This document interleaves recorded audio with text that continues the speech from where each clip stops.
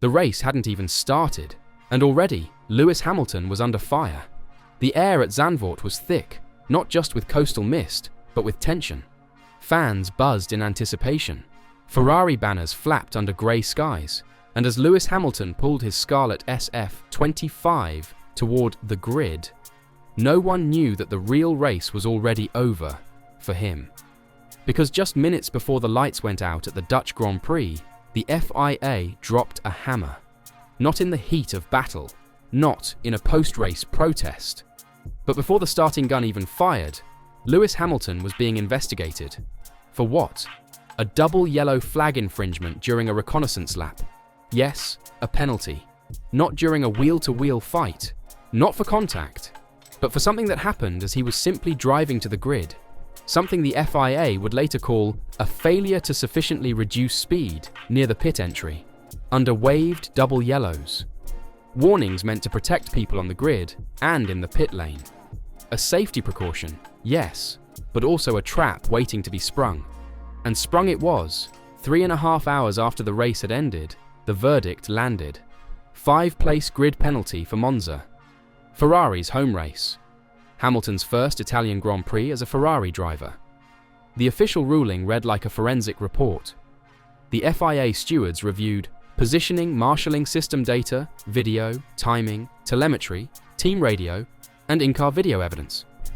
They admitted the analysis delayed the decision, but when they finally spoke, they were clear.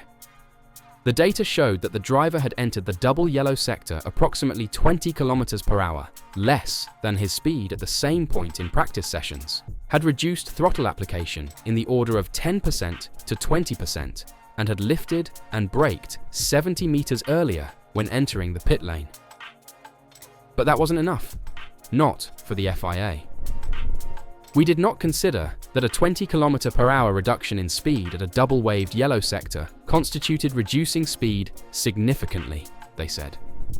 We also did not consider the speed at which the driver entered the pit entry road as being at a greatly reduced speed. The result? A punishment that could have been worse, 10 places, but they found a sliver of mercy. Given that the driver had made an attempt to reduce his speed and to brake earlier, we took that into account as mitigating circumstances and imposed a 5-grid place penalty, but the hit didn't stop there. Alongside the penalty came 2 penalty points on Hamilton's license, his first in 12 months, a clean slate now stained, and all this before mentioning that he didn't even finish the race. On lap 22, Hamilton's Dutch Grand Prix ended not in a battle, not in a crash with another car, but in a lonely spin into the barriers at turn 3. The banked corner claimed the Ferrari after what Hamilton would later call a complete surprise. "It's definitely painful," he said. "I felt lots of positives. I felt like I was making progress. I was catching the car ahead. But I lost the car. That sort of incident, you can probably count on one hand for me." And still, he stayed calm, upbeat even. Speaking before the penalty hit, Hamilton admitted the pressure was mounting. "There's obviously a huge amount of pressure on us as a team, and then more so on me now because I haven't had a good season," he said. "Next week, we'll just try to absorb all the energy from the fans." But now, the Monza pressure cooker just got dialed to maximum heat. Ferrari's home crowd, the Tifosi, the Red Sea, and Hamilton, already under a microscope, now guaranteed to start no higher than 6th, even with pole.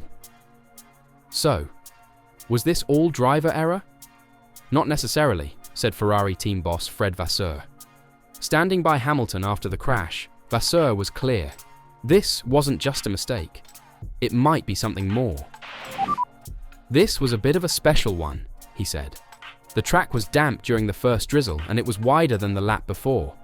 We need to investigate if something happened on the car, but I don't think so." He doubled down on Hamilton's performance. The reaction from Lewis was good. He was into the pace of the car and of Charles Leclerc, catching up Russell and fighting with him. It was a good recovery after 2 tough races before the break. But the outcome? Still bitter. For Hamilton, it wasn't just about the crash. It wasn't just about the penalty. It was about timing, momentum, Reputation. He came into Zandvoort after a string of disappointments: Spa, Hungary, pain stacked on pain. But in practice and qualifying, he was right there with Leclerc. Matching pace, feeling alive again in the cockpit. For once, it looked like the storm might be clearing. And then, this. Not a clash with a rival, not a wild overtake gone wrong, but a moment, barely noticed, on the lap to the grid. A speed drop of just 20 kilometers per hour, a lift of the throttle, a brake point moved 70 meters earlier, all seemingly enough, until the FIA said it wasn't. Now, Hamilton arrives in Monza, the cauldron of Ferrari fandom, not just with questions over his form, but carrying a penalty on his back, a 5-place anchor. And while Verstappen and Norris were noted for exceeding delta time on those same pre-race laps, they were let off without punishment. No yellow flag breaches, no points on their licenses. So why only Hamilton? The stewards were clear. We looked through the available telemetry within the FIA system. We also requested the team to provide us with their telemetry data. All of this took some time, and this decision was delayed as a result. But in the end, they judged that Lewis hadn't slowed down enough. Enough. That word again. Always subjective. Always controversial.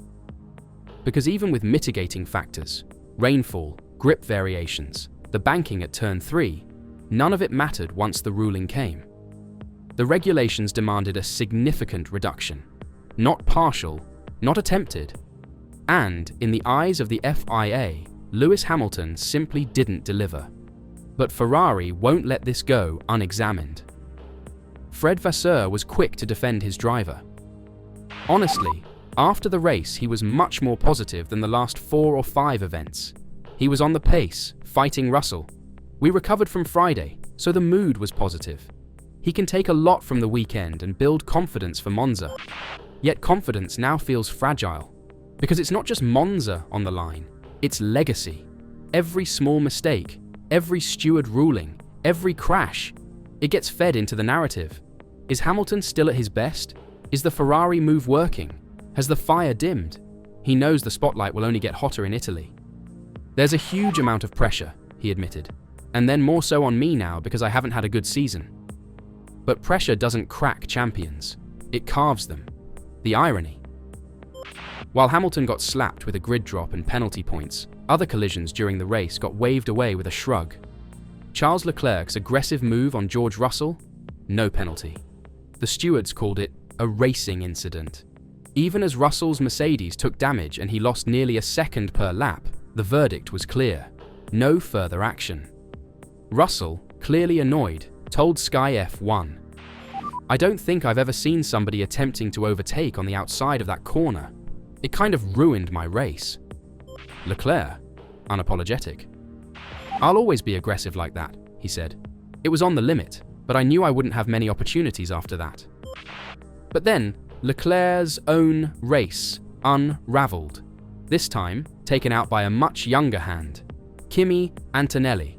A misjudged move, a hit on Leclerc's outlap, into the wall, game over. And this time, there was punishment. 10-place grid drop, 2 penalty points. The steward said Antonelli was wholly and predominantly to blame. So why does it feel like the rulebook is written in pencil? Why does one driver's 20 km/h speed drop get labelled not enough, while another's contact goes untouched? Why is Lewis Hamilton, 7-time champion, Ferrari's marquee signing, facing a Monza grid penalty for a moment that didn't affect a single car around him? Maybe the FIA is right to be strict. Maybe the rules are the rules. But maybe, just maybe, this is more than just a penalty. It's a message. Sent loud and clear to the Ferrari garage. Even legends don't get leeway. Not anymore.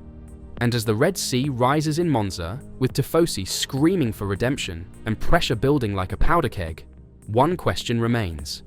Will this penalty light a fire in Hamilton? Or is it the beginning of another unraveling? Let us know what you think in the comments. Was this a fair punishment from the FIA? Or is Lewis Hamilton being unfairly targeted? Because in Formula One, the real battles don't just happen on track. They happen in the shadows, between data, politics, and perception. And this was one of them.